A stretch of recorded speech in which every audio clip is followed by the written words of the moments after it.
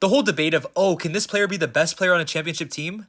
It's dumb. A lot of people have this debate where they're like, oh, can this player be the best player on a championship team? Can they carry their team to a championship? Can they be finals MVP? But that whole debate, that whole logic, it doesn't work. Yes, when they say something like that, they're thinking about guys like LeBron, MJ, Shaq, Kobe, Hakeem, just elite players that carried their team to a championship. But the problem is that not all champions had that. Of course, you have someone like MJ, but then you have a Dennis Johnson. You got someone like LeBron, but then you have a Chauncey Billups. You have someone like Jokic, but then you have 2014 Kawhi Leonard. The point is that there's no arbitrary measure that says, okay, now this player's not good enough to be the best player on a championship team, and then suddenly, oh, they reach this level, now they're good enough to be the best player on a championship team. It's all arbitrary. Of course, you had teams win championships with elite alphas, all-time great players, guys like LeBron, Kobe, MJ, Shaq, just elite players. But then you also had teams that didn't have an all-time elite player in their prime. They still won. And also, there are plenty of players who were technically good enough to be the best player on a championship team. You look at Steve Nash, Charles Barkley, Karl Malone. They could have won a championship. They were good enough, but they just didn't.